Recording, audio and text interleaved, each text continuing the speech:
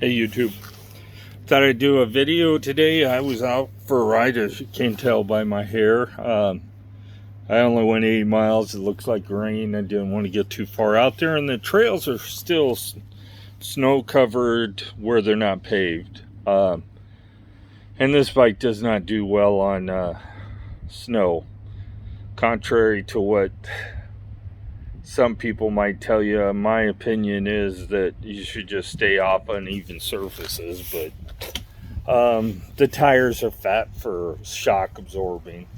It was a way for them to save a little money on making a bike that was a little more comfortable to ride.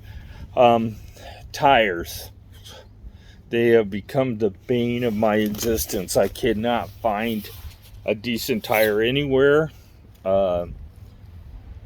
Those CST BSTs that they put on them, I've seen mixed reviews. CST is not really a name brand, but they're known for producing bike tires. So I'm going to try to buy those. I've seen them on monsterscooter.com. Just scroll through the icons until you find bikes and put in 20x4 tire. You can find 20 by a quarter, 20 by 4.25 a lot, but my opinion is if you're doing mainly hard surface riding like I am, which includes gravel, just try to find something that's got a smoother tread to it, less rolling resistance, and it's going to have enough traction for most things you're going to want to do anyway. If you want a serious mountain bike, I guess buy a mountain bike. So I wish I should bring my tripod out here, but so somebody sent me a message about a broken battery deal. So I sent a manufacturer, Shenzhen, who makes most of the bicycle batteries for the Chinese market, which this is a Chinese bicycle. In no way or no how is this an American bike. Here's how the bike manufacturing market works in this case. Lectric went to a manufacturer and said, we want you to build a Lectric branded bike. So that manufacturer says, okay, we'll put your name on it, but you have to order this many and sign a contract. So say they have to order 500,000 bikes over the life of the contract.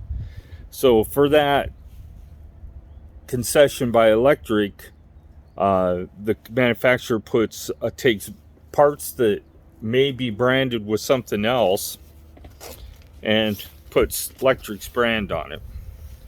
Okay, so there's very little that's actually proprietary to just an electric bike, the brand name Lectric.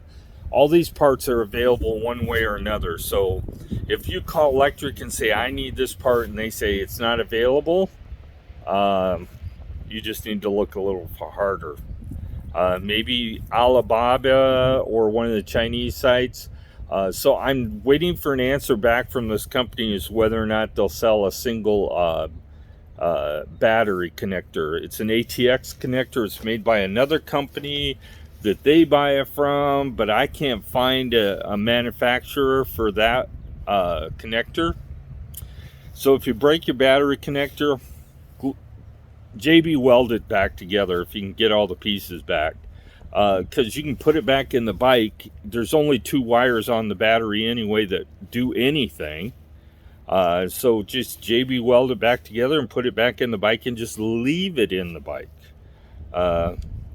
Or buy a new battery. If you buy a new battery, you're not completely out. Find one of your friends, if you don't feel comfortable doing it, that knows a little bit about electrical components, and have them wire up a plug like your charging plug. You can put the battery on the rack and strap it down and plug it into the little port that you charge your bike with, and it'll give you an extended range. Unfortunately, it won't be double, but it'll probably add 50-60% to your range. So instead of going 22 miles, you may be able to get 40 out of it. Um, so part wise, electric may not be your go-to answer on some of the stuff. You may have to do some research and find the parts yourself. Um, a lot of Amazon has a lot of source for this, but some of these obscure electrical parts may be something that you're going to have to try to get from electric. But there's been plenty of people that have had already to replace the controllers in their bikes, the speedometer panel up there, the rear wheel. Electric doesn't send out somebody to fix your bike, so they expect you to do it for you. They have some good videos to show you how to do it, but short of taking, if you're not comfortable doing it, they're probably going to tell you to take it to a bike shop. And some bike shops will not work on electric bikes. It's just a complication they don't want to deal with. So, me, I knock on wood, I haven't had any problems other than the tires wearing excessively. I ride a lot on pavement now. So that's why I'm telling you to, if I had to choose a tire to tell you to buy, if you can find it, and good luck finding it, is the V Speedster tire. It would be perfect for hard surface riding, including gravel roads. It's not going to do worth of beans on trail, but this really isn't designed for trail. And I'll explain to you why. A 20-inch tire is not very good for off-road reuse because it doesn't roll over stuff well. Like if you had a stump in the or a branch in the trail, it's not going to go over it too easily, whereas a 26-inch, 29, 27-inch wheel rolls over a lot easier. It'll go right over it. You won't have problems. It's easier to ride over bumps. A lot of things are better with a bigger wheel. It's easier to maintain your speed with a bigger wheel. A small wheel takes less energy to speed up to speed, but it takes more energy to keep at speed. So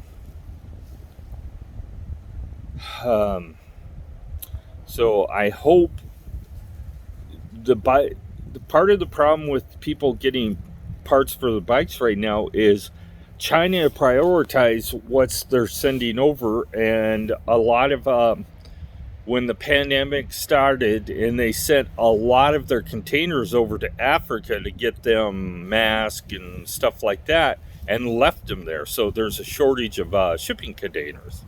Shipping containers, the whole word. So a lot of bicycle parts aren't high priority, so they're not sending them over, and people are charging outrageous prices. If they, like, I can buy a container of bike tires if I wanted to. I have to buy a whole container, I have to pay for the shipping and bring it over here.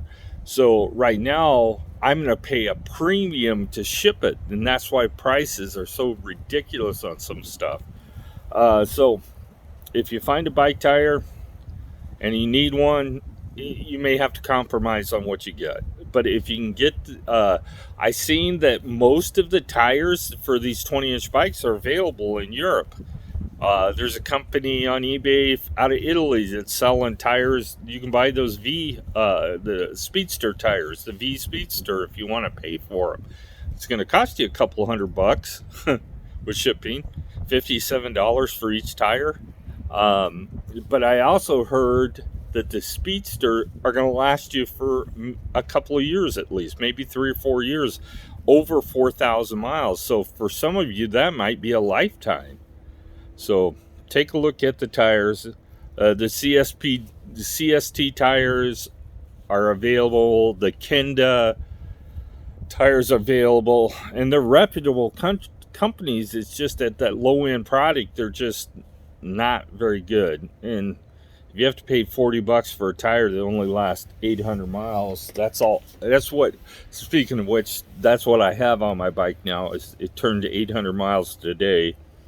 And I probably have, I would say, probably another couple of 100 miles at most left on this tire. It's getting pretty smooth. There's knobbies on the sides, but hardly anything left in the center. So, I haven't done anything to it since I bent the crank arm and replaced that. I need to get a new seat, but like I said, I'll ride this until it falls apart, and then I'm going to buy something that's better quality and better suited for what I want. Batteries are holding up well. 60-degree weather, the range is what it's supposed to be. I've already discussed cold weather riding. I can't think of anything else I need to cover. So if you're having problems finding the parts, I'll try to give you a hand, see what I can get, or at least point you in the right direction as an alternative part that you can buy. Lectric is a good company to deal with if you need something, and if they tell you they don't have it, you may have to wait for it. But that's any electric bike. A lot of these things, if I had to do it again, I think I probably would have stuck with a 26-inch or a full-size mountain bike tire. They're expensive too, $100. Yeah, they're ridiculous too. But it's all driven by people getting out and exercising, because there's little else you can do right now if you want to stay safe. I had my first vaccine about a week ago, the Moderna vaccine. Other than a sore shoulder where they gave me the shot, I think the nurse gave it a little higher than they were supposed to. Got it clear up here. It's all only symptoms I had. No other side effects. I'll let you know when I get the second one on April 1st. April Fool's Day. Maybe I'll be a fool for getting it on that day.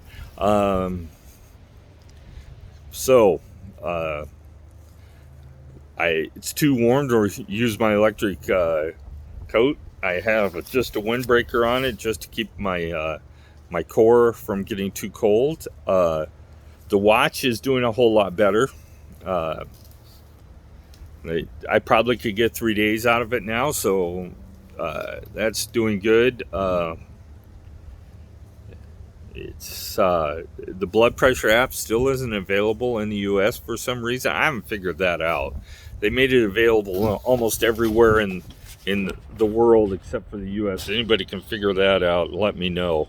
The only way you can take your blood pressure with your watch is by using a third-party app, a non-Samsung app.